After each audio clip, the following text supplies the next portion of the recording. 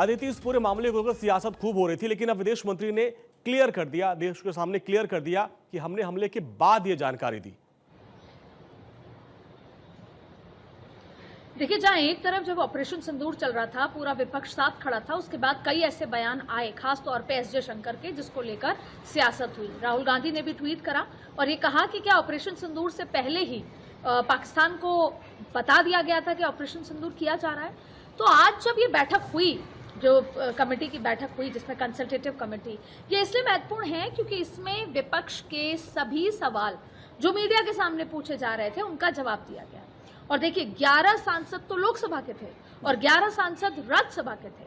2.5 घंटे तक बंद कमरे में ये बैठक चली और ये माना जा रहा है, सूत्र ये बता रहे हैं कि इत्मीनान से, ठोस तरीके से एक एक सवाल का जवाब दिया गया। अब देखिए, जाहिर तौर पे विपक्ष ने कई सवाल पूछे। सबसे महत्वपूर्ण बात यह है कि जो ये ट्रीटी है, वाटर ट्रीटी, इसको लेकर ये बताया गया साफ।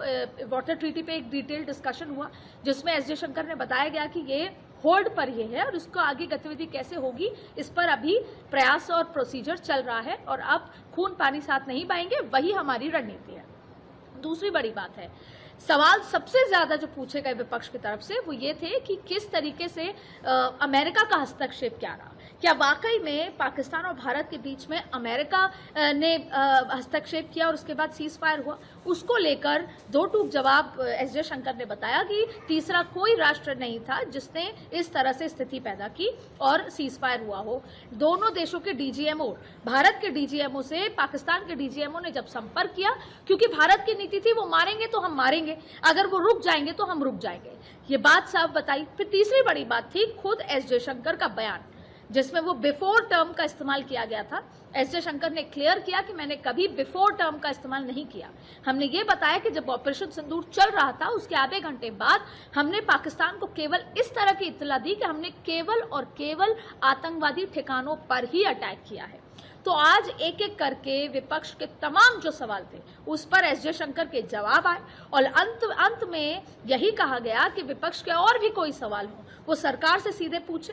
अगर वो मीडिया के पास जाते हैं तो उससे सियासत होती है और कहीं ना कहीं भारत की इमेज डेंट होती है, तो और कंफ्यूजन पैदा होता है। इसलिए उन्होंने ये दरख्वास्त की कि अगर किसी तरह के कोई इश्यूज क्रिएट होते हैं तो वो सरकार से पूछे। देखिए, सरकार चौतरफा तरीके से काम कर रही है। एस जयशंकर ने यह भी कहा कि हमने आतंकवादी ठिकानों पर अटैक किया, हमारे साथ पूरा विश्व खड़ा था। उन्होंने ये भी कहा कि टर्की, चाइना को छोड़ दिया जाए, अजरबैजान को छोड़ दिया जाए तो सारा विश्व हमारे साथ खड़ा था। फिर भी हमने पाकिस्तान को एक्सपोज करने के लिए जो पूरे डेलीगेशंस भेजे हैं, जो पाकिस्तान को एक्सपोज करेंगे कि वो कैसे आतंकवाद को बढ़ावा दे रहा है, ये तमाम बातें की गई। इस 2.5 घंटे की बैठक में विपक्ष के एक एक सवाल का जवाब एस जयशंकर ने दिया और जो कंफ्यूजन थे बयानों को लेकर, विपक्ष जिन पर लगातार आरोप लगा रहा था उनको लेकर भी क्लैरिटी की। और इसके साथ साथ और कई मुद्दे हैं जो मैं आपको बता दूं जिस पर बात हुई।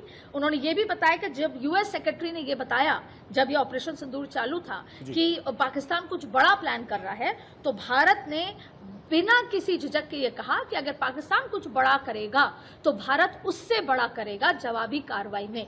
ये भी साफ बात कही। इसके अलावा उन्होंने कहा कि ऑपरेशन सिंदूर जितनी देर चला उसके आधे घंटे के भीतर ही पाकिस्तान को इत्तला दे दी गई थी कि सिर्फ आतंकी ठिकानों पर, ये एक बड़ा मसला था जिसको लेकर लगातार विपक्ष साध रहा था सरकार को। और फिर उन्होंने अपील ये की कि अगर किसी भी तरह का आपको कोई कंफ्यूजन है, सवाल है, तो आप सीधे सरकार से पूछिए, मीडिया के सामने ना जाएं। और विदेश मंत्री ने कहा कि सीज फायर दोनों डीजीएमओ की बातचीत से हुआ, ना कि किसी तीसरे राष्ट्र से। तो डिटेल में 2.5 घंटे में बैठक हुई और अंत में ये बताया गया कि वाटर ट्रीटी पर हमारा स्टैंड वही है कि अभी अबेयंस में है। और तीसरी बात है कि पाकिस्तान को एक्सपोज करने के लिए अभी बहुत सारे ग्रुप्स हमने डेलीगेशंस भेजे हैं जिसमें पाकिस्तान को एक्सपोज किया जाएगा। And last but not the least, operation Sindoor अभी जारी है। अगर किसी भी तरह की गतिविधि पाकिस्तान सरकार, आर्मी या आतंकवादी तरह से आती है तो हम तीनों को ठीक है अदिति, बहुत बहुत शुक्रिया इस विस्तार से पूरी बात समझाने के लिए।